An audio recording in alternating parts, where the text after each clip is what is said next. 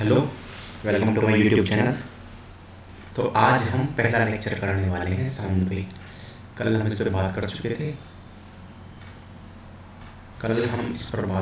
थे और आज हमारा जो पहला लेक्चर होगा वो होगा साउंड पे। ठीक है जी। देखो साउंड होता क्या है। सबसे पहले साउंड क्या है? एक वेव है। क्या है साउंड? एक वेव होती है। अगर मैं साउंड की बात करूँ, साउंड है क्या? साउंड एक वेव है। क्या है? वेव। लेकिन ये वेव, मान के चलो एक पर्सन ए यहाँ है और ये बी पर्सन को बुला रहा है। ये बी पर्सन हो गया, ये ए पर्सन हो गया। अब ए ने इसको बोला, कुछ भी बोला, हाय बोला, हेलो बोला, कुछ भी, वटेवर जो भी बोला, तो ये जो वेव है ये बी तक ट्रेवल कैसे हुई, बी तक पहुंची कैसे? आई बात समझ? यहाँ पे मीडियम क्या था? अगर मैं मीडियम की बात करूँ, एयर था, वाटर था या कुछ और था, यहाँ पे मीडियम था क्या? वेव ट्रेवल हुई है तो किसी ना किसी मीडियम से तो ट्रेवल हुई होगी। ये जो सारी चीजें कैसे वेव ट्रेवल कर रही है, ये आता है प्रोपेगेशन ऑफ साउंड में। किस में आता है? Propagation of sound. किस में आता है? Propagation of sound. ठीक है जी। अब सबसे पहले हम ये बताएंगे वेव होती क्या है। तो वेव क्या? सोर्स ऑफ एनर्जी होता है। क्या होता है? सोर्स ऑफ एनर्जी जो ट्रेवल करता है। जो क्या करता है? ट्रैवल करता है। तो source of energy always travel in form of waves. तो वेव्स में क्या ट्रैवल करता है? एक एनर्जी ट्रैवल करती है। क्या ट्रैवल करती है? एनर्जी ट्रैवल करती है। यहाँ तक चीज समझ आ गई। अब वेव हो कैसी सकती है? वेव दो तरह की हो सकती है।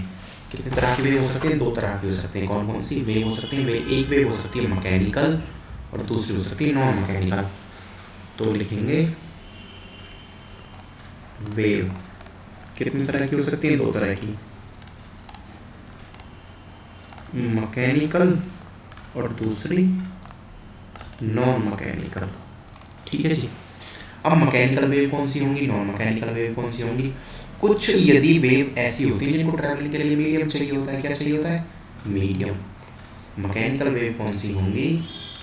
Required medium for travelling. यहाँ तक समझ आ गया? मैकेनिकल वेव कौन सी होंगी? जिनको ट्रैवल करने के लिए मीडियम चाहिए, उनको मैकेनिकल वेव बोलते हैं। और नॉन मैकेनिकल वेव कौन सी होंगी? जिनमें मीडियम नहीं चाहिए, जिनमें मीडियम नहीं चाहिए। चीज समझ आई नहीं आई? यहाँ तक कोई डाउट? यहाँ पे मीडियम नहीं चाहिए, लेकिन यहाँ पे क्या चाहिए? मुझे मीडियम चाहिए। सबसे पहले ये देखो, साउंड क्या है? साउंड एक प्रकार की वेव है। अब वेव कितनी तरह की हो सकती है? वेव दो तरह की हो सकती है। मैकेनिकल भी हो सकती है, नॉन मैकेनिकल भी हो सकती है। मैकेनिकल में क्या है? मैकेनिकल में ट्रैवलिंग के लिए मीडियम चाहिए, जबकि नॉन मैकेनिकल में क्या होता है? ट्रैवलिंग के लिए मीडियम नहीं चाहिए। हिंदी वाले लिखेंगे यांत्रिक और अयांत्रिक। अयांत्रिक जिनमें कोई यांत्रिक वेव होती है जिनमें कोई माध्यम चाहिए वेव को एक जगह से दूसरी जगह पहुंचने के लिए, और अयांत्रिक जिनमें किसी भी माध्यम की आवश्यकता नहीं होती। अब वो माध्यम क्या क्या हो सकते हैं?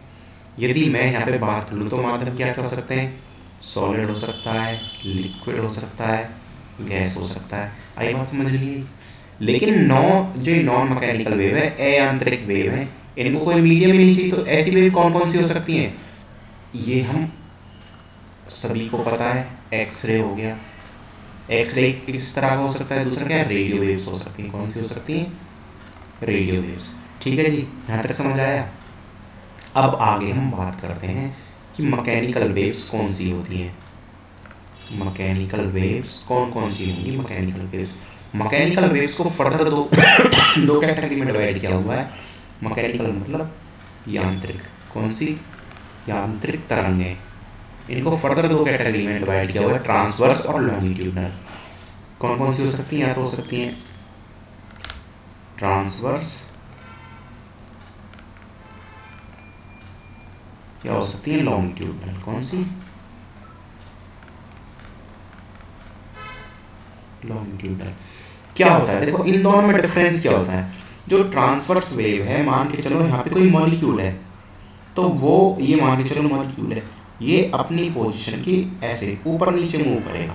और लॉन्गिट्यूडनल में क्या होगा, मान के चलो ये कोई मॉलिक्यूल है, ये अपनी पोजीशन के आगे पीछे मूव करता है। यहाँ तक बात समझ आ गई? यहाँ तक कोई डाउट तो नहीं? ठीक है, यदि कोई भी मॉलिक्यूल अपनी पोजीशन के ऊपर नीचे आ रहा है जा रहा है तो होती है ट्रांसवर्स वेव, और यदि कोई भी मॉलिक्यूल अपनी पोजीशन से आगे पीछे लेफ्ट राइट हो रहा है तो वो होती है लॉन्गिट्यूडनल वेव। तो जो हम पढ़ रहे हैं साउंड, कौन सा साउंड वेव कौन सी है, लॉन्गिट्यूडनल वेव है। अब तुम्हें बात याद रखनी है, सबसे पहले साउंड क्या है, एक वेव है। किस प्रकार की वेव है, मैकेनिकल यांत्रिक वेव है। और यांत्रिक वेव में भी कौन सी, लॉन्गिट्यूडनल अनुदैर्घ्य। ठीक है जी। अब ट्रांसफर वेव कौन सी होती है, जो ये लाइट होती है ना, लाइट कैसी वेव होती है, ट्रांसवर्स वेव होती है। ये चीज याद रखनी, कैसे याद रख सकते हो, लाइट में लास्ट में टी आ रहा है, देखो टी आ रहा है और टी से क्या ट्रांसवर्स शुरू हो रहा है, तो यहाँ से ऐसे याद रखा जा सकता है, रिलेट किया जा सकता है। अब यदि तुम देख रहे हो तो ये जैसे ये एक मॉलिक्यूल की बात करी, ये अपनी मेन पोजीशन के आगे पीछे बार बार आ रहा है जा रहा है, तो मतलब इसका एक फिक्स इंटरवल है ना। यदि मैं बात करूं कहीं किसी मंदिर में सुबह 8 बजे आरती होती है, सुबह 8 बजे आरती होती है डेली, तो मान के चलो आज 1 तारीख है, 1 को भी हुई, 2 को भी हुई, 3 को भी हुई, 4 को भी, तो एंड सो होती रहती है, तो डेली होगी। तो ये हर 24 घंटे के बाद खुद को रिपीट कर रही है। आरती जब सुबह 8 बजे होगी, 8 AM पे जब सुबह आरती होती है, तो ये हर 24 घंटे के बाद खुद को रिपीट कर रही है।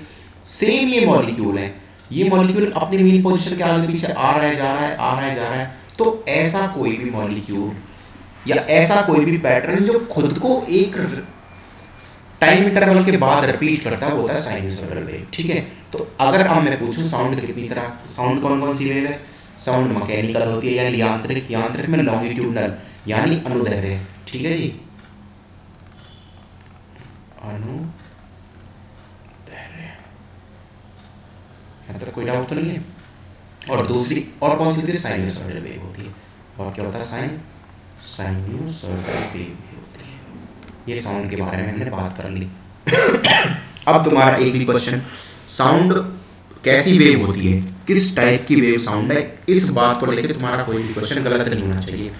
हम बात कर चुके हैं साउंड मैकेनिकल है, मैकेनिकल में कौन सी लॉन्गिट्यूडनल है, और साउंड साइनसॉइडल वेव जो खुद को एक टाइम इंटरवल के बाद रिपीट कर रहा है। ठीक है जी, यहाँ तक समझ आ गया? अब करते हैं आगे। यहाँ तक कोई डाउट तो बता देगा। अब ट्रांसवर्स वेव की बात कर रहे थे, लाइट क्या है, ट्रांसवर्स वेव है। तो जैसे मान के चलो इसका हम ग्राफ बना लेते हैं, ट्रांसवर्स वेव का, ट्रांसवर्स वेव का हम क्या बना लेते हैं, ग्राफ बना लेते हैं। देखो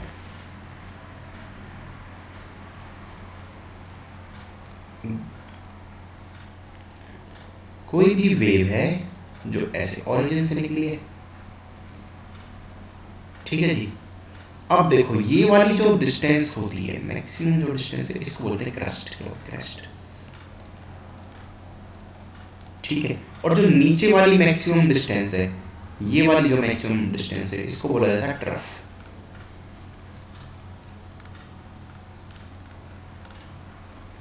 ओ सॉरी, तो जो नीचे वाली मैक्सिमम डिस्टेंस है इसको क्या बोलते हैं, ट्रफ, और जो ऊपर वाली मैक्सिमम डिस्टेंस है इसको बोलते हैं क्रस्ट। ठीक है जी, यहाँ तक समझ आ गया? अब देखो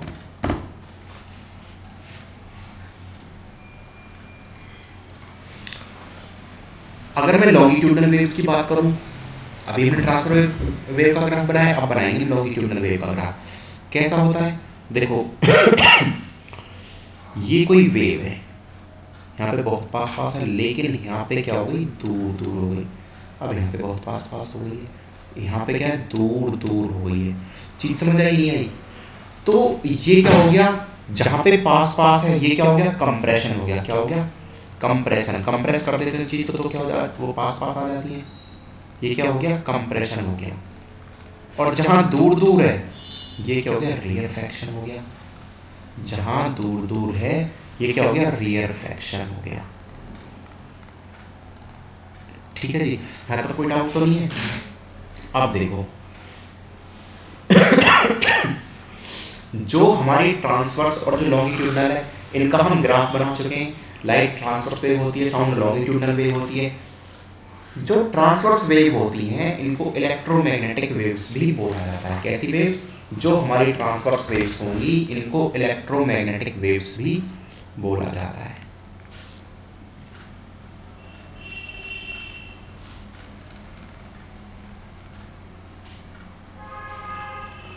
ट्रांसवर्स वेव को इलेक्ट्रोमैग्नेटिक वेव्स भी बोला जाता है। देखो वेव्स पता चल गया क्या है, source of energy.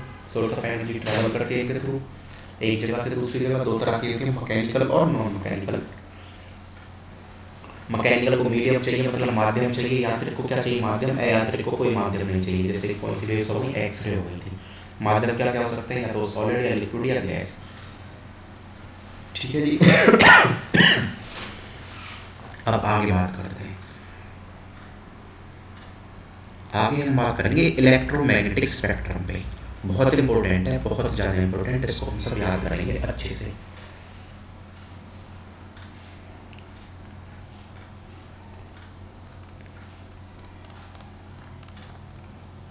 Electromagnetic spectrum क्या होता है। इलेक्ट्रोमैग्नेटिक स्पेक्ट्रम पहले इसके बाद बात करेंगे बनाया कैसे गया। यदि कोई भी चीज़ बनाई जाती है तो उसका कुछ आधार लिया जाता है, कुछ बेस होता है उसका। जैसे डिसाइड किया ये ह्यूमन बींग्स है, इसकी कुछ प्रॉपर्टीज होंगी। ये एनिमल है, कुछ प्रॉपर्टीज होंगी।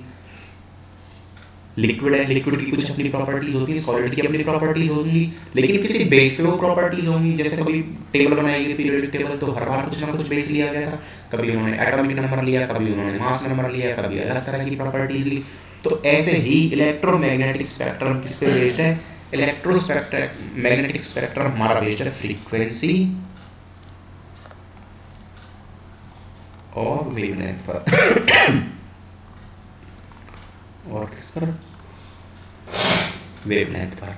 इन दो को आधार मानते हुए फ्रीक्वेंसी और वेवलेंथ को इलेक्ट्रोमैग्नेटिक स्पेक्ट्रम बनाया गया। अब फ्रीक्वेंसी होती क्या है और वेवलेंथ क्या होती है, हम सबसे पहले इनके बारे में बात कर लेते हैं। फ्रीक्वेंसी फ्रीक्वेंसी क्या होती है, how many cycles in 1 second. कि 1 सेकंड में कोई चीज़ अपने आपको कितनी बार रिपीट कर रही है। मान के चलो एक सर्कल है, ये एक पॉइंट है मेरे पास ए, यहाँ से किसी को गुजरना है, किसी मॉलिक्यूल को यहाँ से गुजरना। मान के चलो 1 सेकंड में 4 बार गुजर गया, 4 बार आ गया, तो इसकी फ्रीक्वेंसी कितनी हो गई, 4। तो कैसे लिख सकते हैं, हाउ मेनी साइकिल्स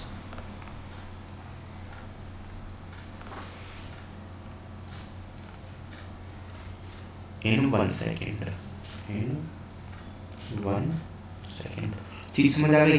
वहीं यदि मैं वेवलेंथ की बात करूं तो वेवलेंथ क्या होता है, जो डिस्टेंस होती है, हमने जो ऊपर बात करी थी क्रेस्ट और ट्रफ की, या तो जो दो क्रेस्ट है उनके बीच की डिस्टेंस ले लो, या जो दो ट्रफ है उनके बीच की डिस्टेंस ले लो।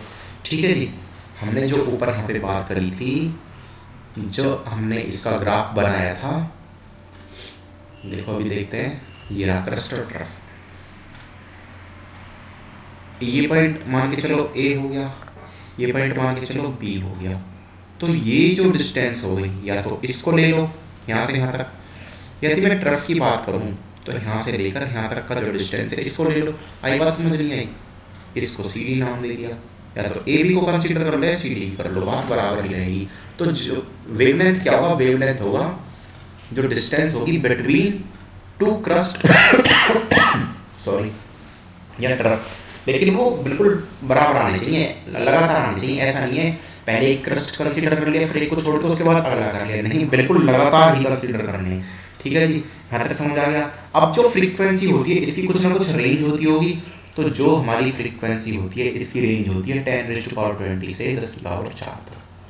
कितनी होती है, 10⁻20 से 10⁻4। यहाँ तक चीज़ समझ आ गई। ये सारी बातें हमने फ्रीक्वेंसी के बारे में करी। अब वेवलेंथ के बारे में बात कर लेते हैं। वेवलेंथ की भी कुछ ना कुछ रेंज रहती होगी। वेवलेंथ की रेंज होती है 10⁻14 से 10⁻14, 10⁻14 से लेकर 10⁻14। यहाँ तक ये वेवलेंथ की रेंज हो गई। ठीक है, क्या होता है, डिस्टेंस बिटवीन 2 क्रस्ट और 2 ट्रफ। यहाँ तक चीज समझ आ गई। अब देखो होगा क्या। फ्रीक्वेंसी और वेवलेंथ, फ्रीक्वेंसी और वेवलेंथ आपस में क्या होते हैं भाई, ये जो 10⁻24 होता है इसको सही कर लेते हैं।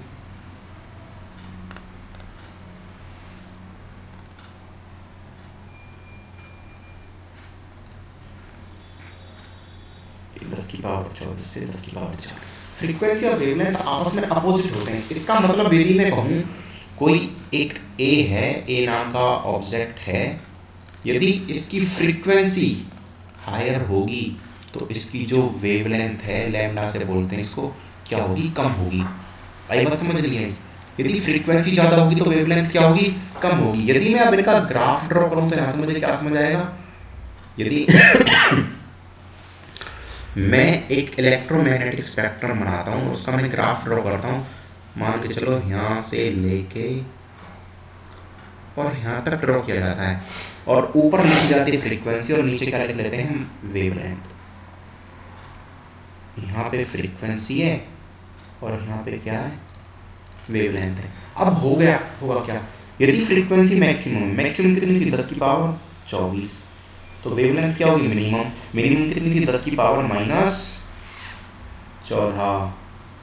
ठीक है जी, अभी लिखा था हमने 10 की पावर 14 से 10 की पावर -14। ठीक है, यदि फ्रीक्वेंसी मैक्सिमम होगी तो वेवलेंथ क्या होगी, मिनिमम होगी, क्योंकि फ्रीक्वेंसी और वेवलेंथ आपस में क्या होते हैं, अपोजिट है। ठीक है जी,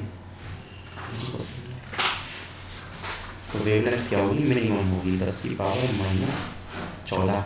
अब मैं यदि यहाँ पे बात करूँ, यहाँ पे यदि फ्रीक्वेंसी मेरी मिनिमम होगी 10 की पावर 4, तो वेवलेंथ क्या होगी, मैक्सिमम होगी 10 की पावर 14। यहाँ तक चीज़ समझ आ गई? यहाँ तक किसी को कोई डाउट तो नहीं है ना? इलेक्ट्रोमैग्नेटिक स्पेक्ट्रम बहुत इंपॉर्टेंट है, ये एक बार जरूर देखें और इसको अच्छे से याद करना है। देखो इसमें रेज का डिवीजन किया हुआ है।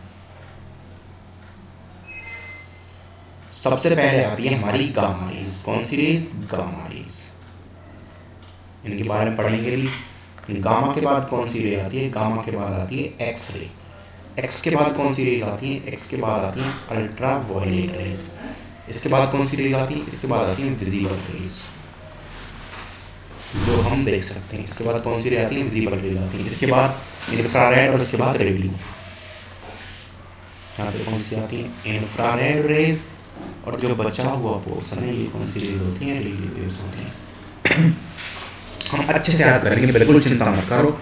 देखो कैसे याद करेंगे, गामा है, गामा से बोल रहा है कोई, ये गामा नाम का हमारे पास यहाँ पे व्यक्ति है, इसको कोई बोल रहा है कि गामा तेरी एक्स भाग गई। कौन भाग गई, तेरी एक्स भाग गई।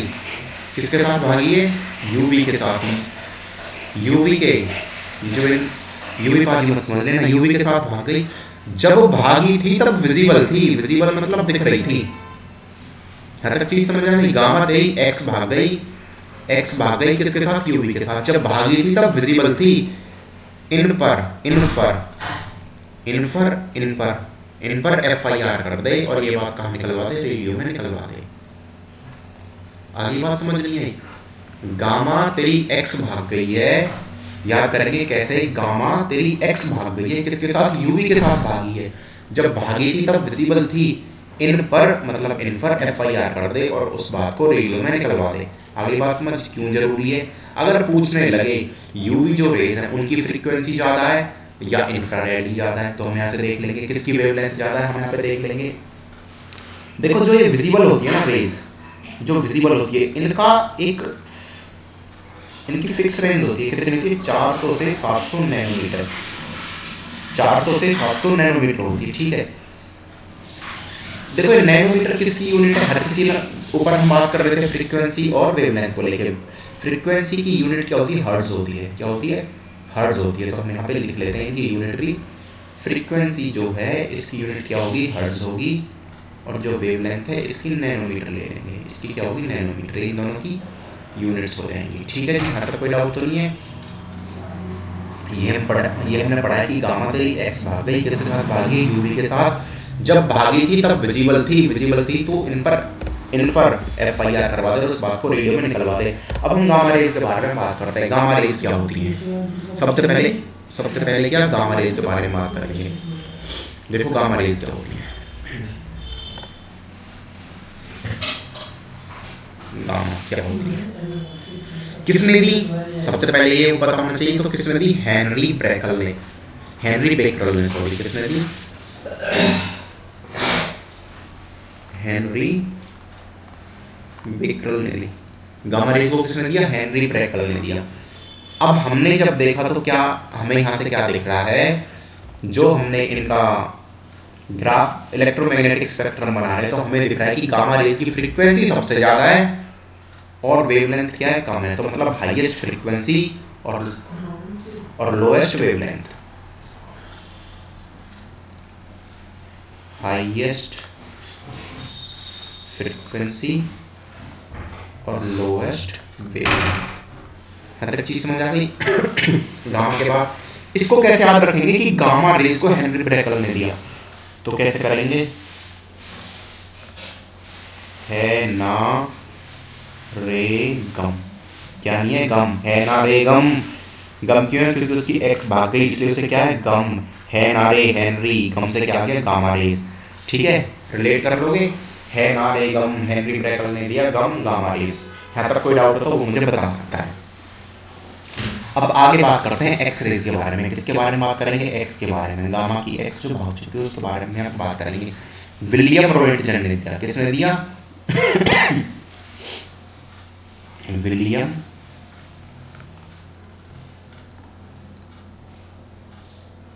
रोएंटजन। ठीक है जी, विलियम रोएंटजन ने दिया।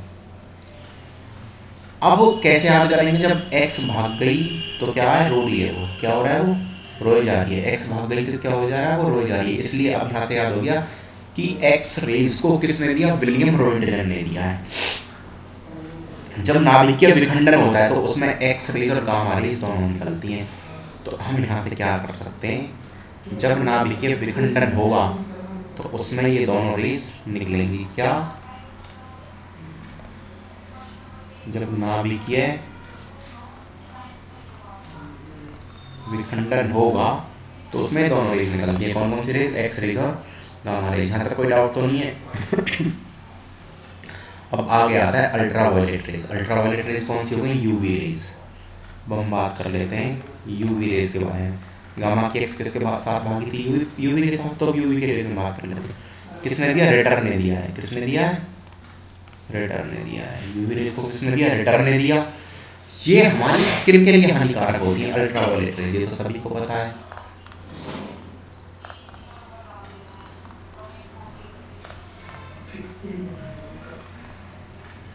स्किन के लिए, हमारी त्वचा के लिए हानिकारक है, बहुत ज़्यादा हार्मफुल टू अवर स्किन।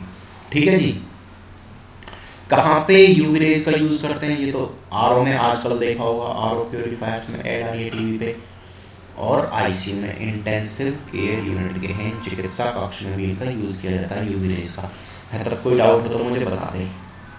आगे समझ। अब चलते हैं आगे। अगला कौन सा है, विजिबल रेज। अगला कौन सा है,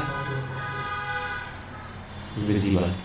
विजिबल के हम बारे में पहली बात कर चुके हैं। जो रेंज है वो कितनी रेंज है, 400 से 700 नैनोमीटर। इनकी रेंज कितनी थी, 400 से 700 नैनोमीटर। विजिबल जो रेंज है उनकी रेंज है। ठीक है जी। विजिबल रेंज वो किसने दिया, न्यूटन ने दिया।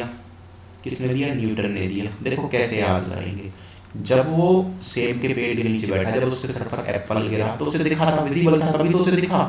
तो न्यूटन ने कौन सी रेंज दी, विजिबल रेंज। यहाँ से हम याद कर सकते हैं। अब इसमें एक पैटर्न बनता है, ये तो सभी को पता होगा, वेबियोर, VIBGYOR।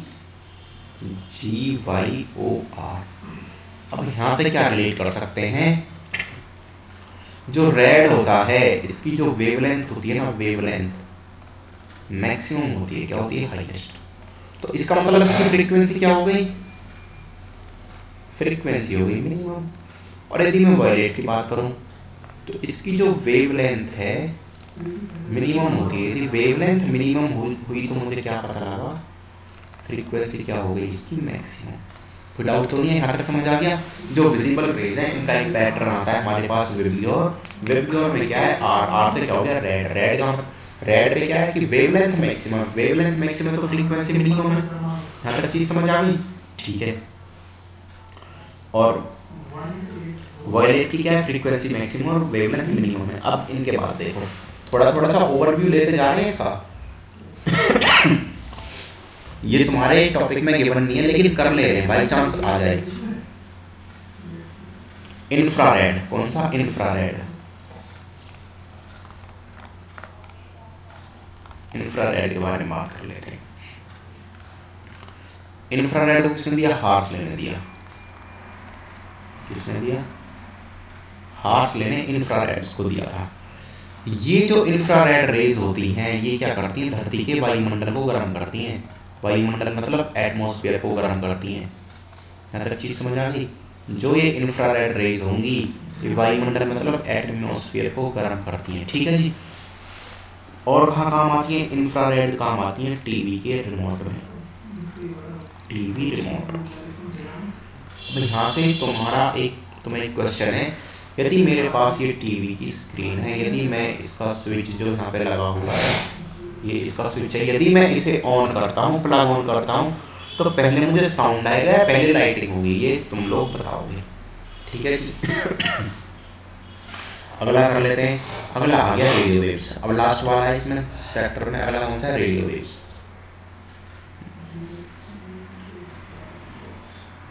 Radio waves. देखो रेडियो वेव्स दो तरह की होती है, लॉन्ग और शॉर्ट। पहली कौन सी होगी? लॉन्ग। दूसरी कौन सी होगी? शॉर्ट। जो लॉन्ग थी इनको दिया था मार्कोनी ने। किसके द्वारा दी गई? मार्कोनी के द्वारा। और जो लॉन्ग वाली किसके द्वारा दी? मार्कोनी के द्वारा। और शॉर्ट वाली किसके द्वारा दी? हर्ट्ज के द्वारा। ठीक है जी। यहाँ तक कोई डाउट तो नहीं है? रेडियो वेव्स दो तरह की होती है, लॉन्ग और शॉर्ट। लॉन्ग को दिया मार्कोनी ने, शॉर्ट्स को दिया हर्ट्ज ने। अब एक बात बताओ, अब जो भी लाइट होगी जिसकी वेवलेंथ कम होगी उसे अर्थ तक पहुंचने में ज़्यादा समय लगेगा। जिसकी वेवलेंथ क्या होगी? कम होगी। जिसकी वेवलेंथ कम होगी, मैं आपसे बताता हूँ ये कॉन्सेप्ट अच्छा है। जिसकी वेवलेंथ कम होगी तो अर्थ तक पहुंचने में